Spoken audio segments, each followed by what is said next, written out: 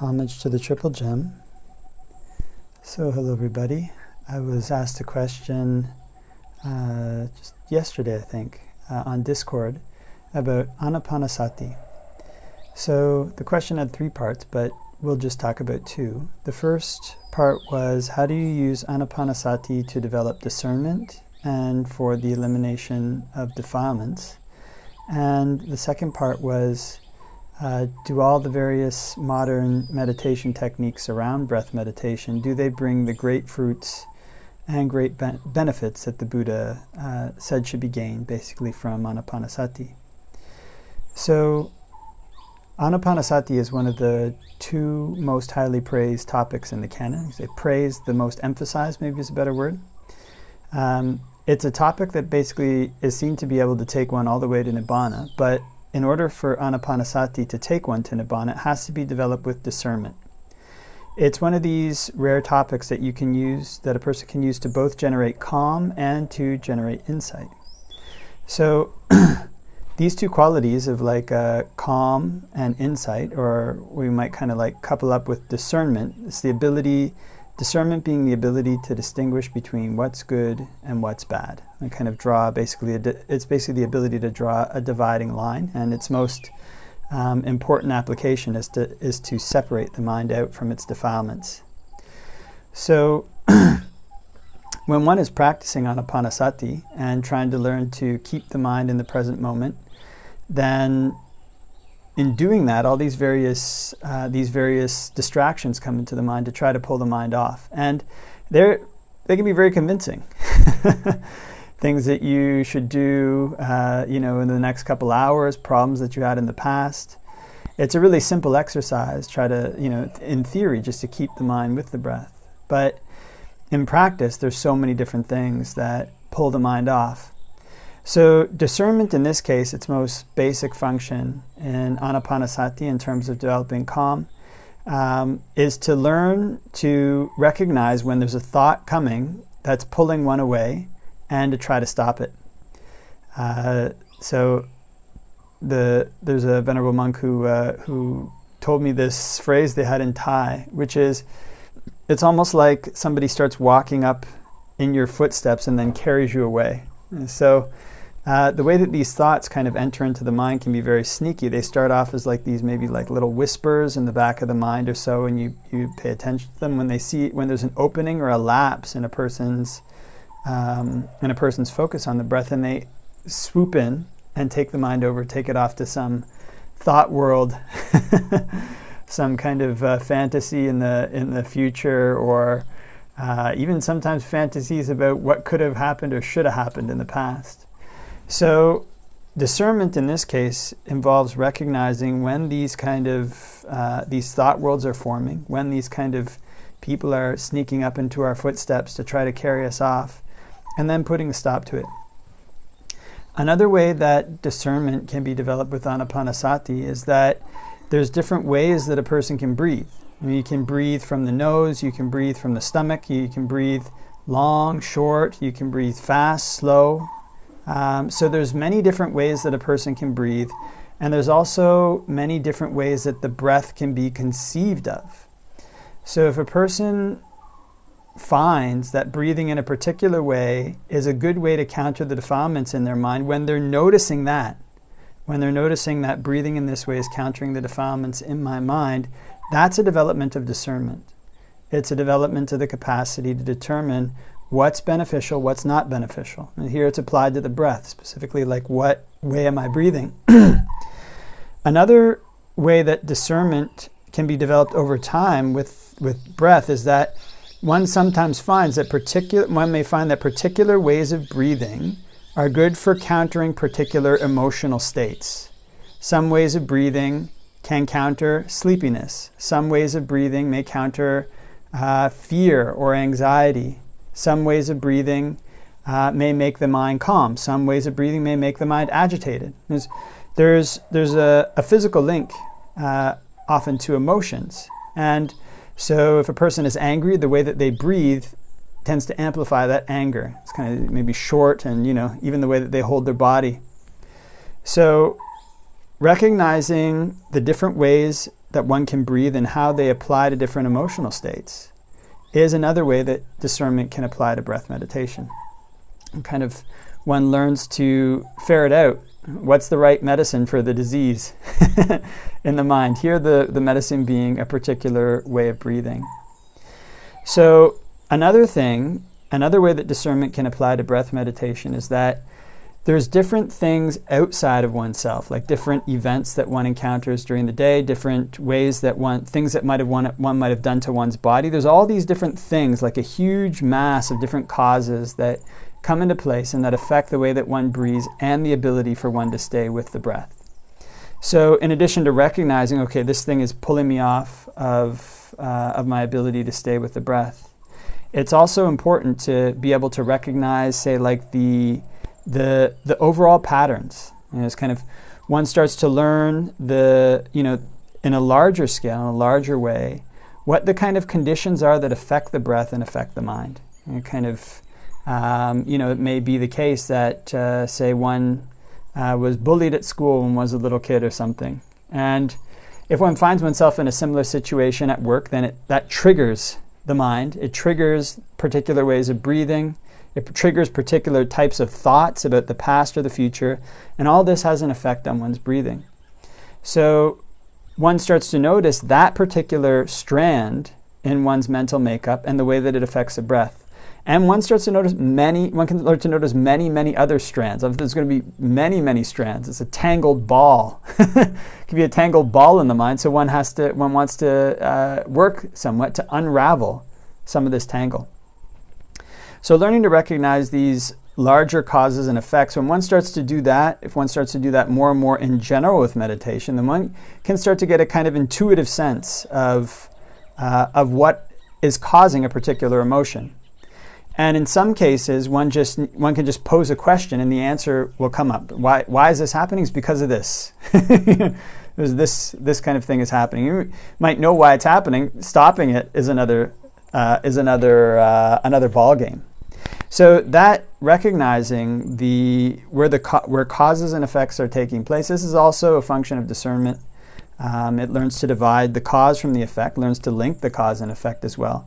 And ultimately, again, this is for the aim of dividing the mind from the things that defile it, from the things that defile it, from the things that cause it to suffer.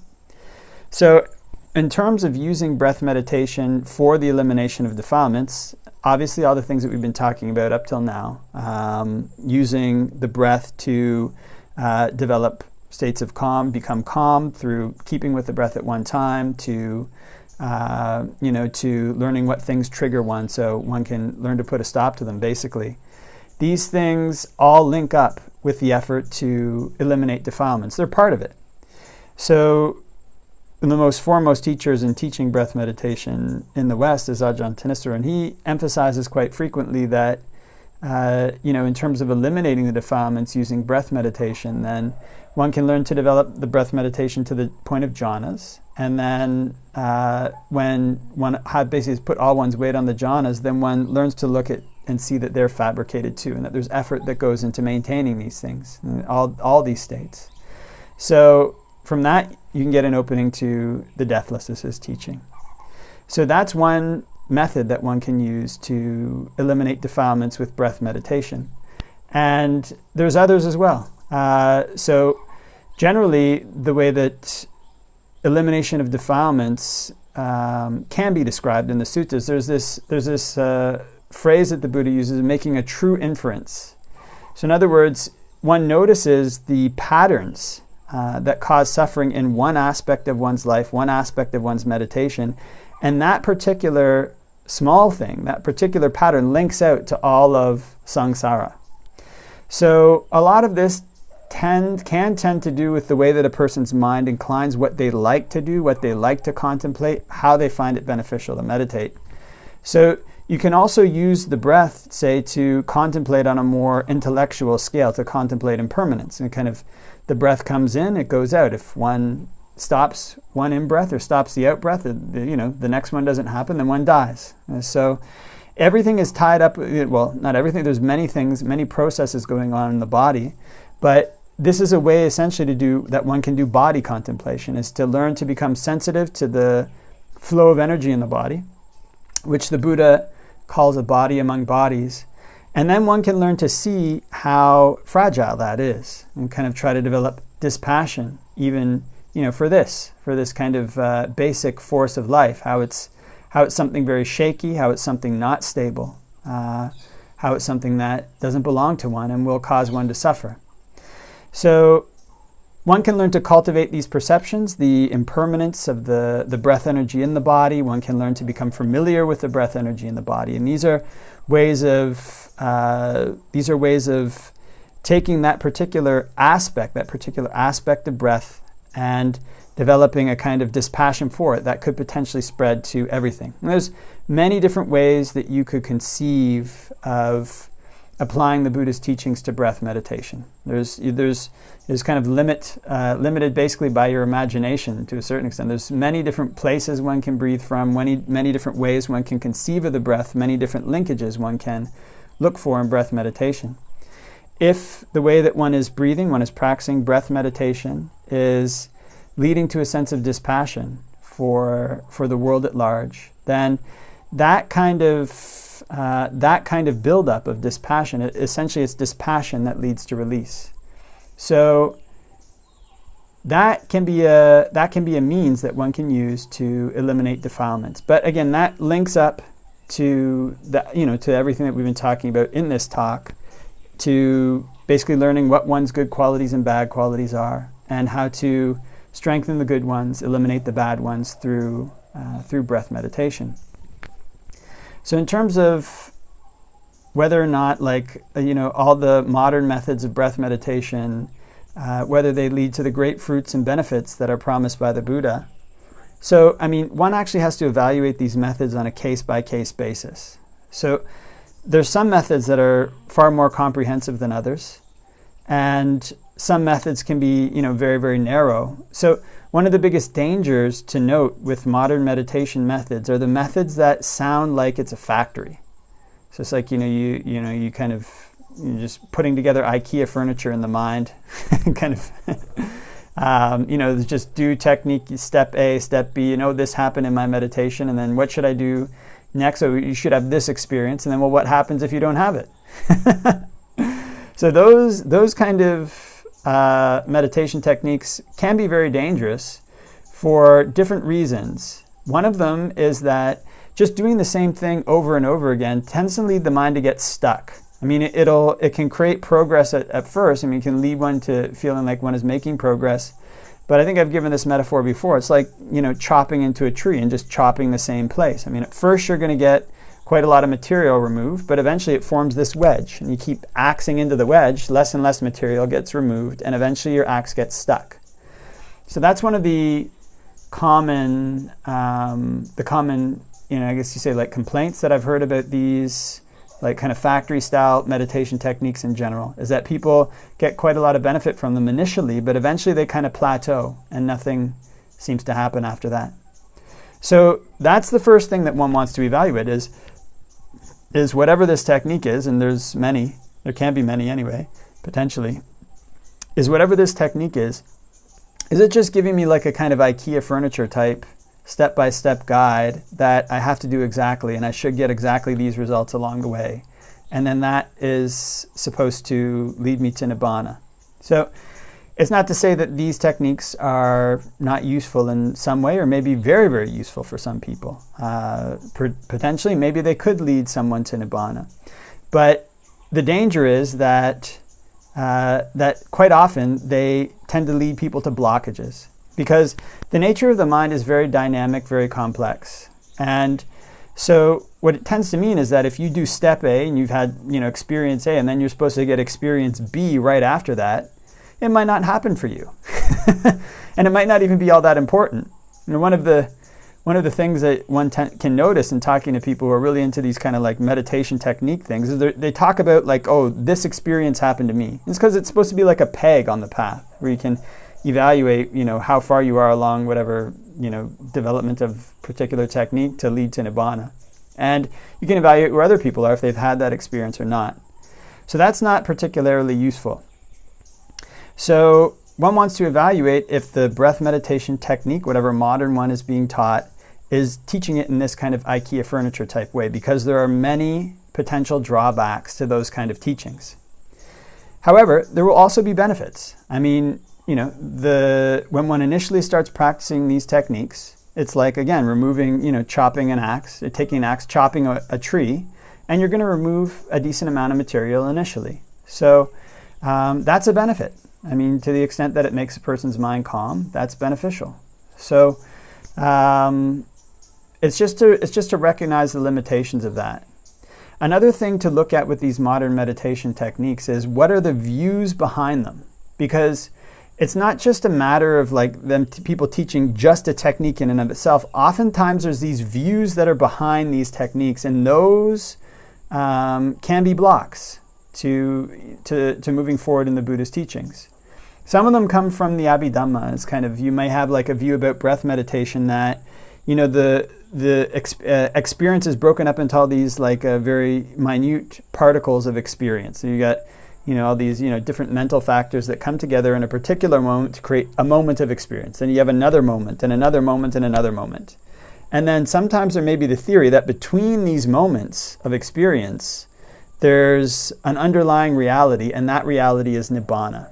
So that's a kind of theory that you might get in some of these meditation techniques, and they call it bhavanga or so. So that's not something that's supported by the suttas, and it can lead people to say, like, look for the gaps between their thoughts, or to try to become more and more focused on smaller and smaller particles of experience, looking for this gap, which is to become more and more focused on smaller and smaller divisions of the present moment is not necessarily a bad thing. But the view behind it can lead to people having these kind of experiences of meditation where they're like blank out, and then they think that's stream entry, or they think it's, if they do it twice, they think it's once returned. Do it 3 times, they think they're a non-returner. They do it 4 times, they think they're an arhat. So with these kind of things, you can even have like a lay person who may be married and has had that experience 4 times and believes that they're an arhat. So that's a huge danger. That's a huge block on the path. So one wants to evaluate what the theories behind these meditation techniques are, and whether that theory is actually in line with what the Buddha taught. So the very basic thing about meditation, breath meditation or any topic, and is that it should be leading to the increase of good qualities, the decrease of unwholesome qualities. And that's something that a person can evaluate for themselves. So the way that the Buddha teaches meditation in the Anapanasati Suttas is fairly general. It's kind of knowing, he knows when he breathes in long, breathes out long, he breathes in short, breathes out short, etc. Breathes in with the whole body, breathes out with the whole body, breathes in experiencing pleasure, breathes in experiencing rapture, breathes in contemplating impermanence. And there's different steps along the way. So those are quite general, and there's many different ways that one could breathe doing that. It's almost like a category. And there's many different parts of the body that one could imagine breath energy coming in and out of while doing that. So the main question is, in breathing in way X and breathing in way Y, what is the effect on my mind?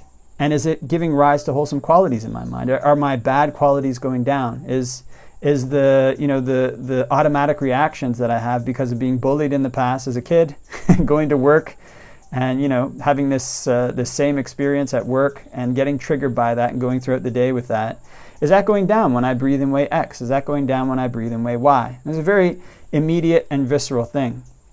The discernment that comes from learning how to actually eliminate those defilements may sound mundane, but that's the profound development of discernment that leads to the ending of defilements. And you kind of learn what it is that actually makes the mind suffer and how to stop it.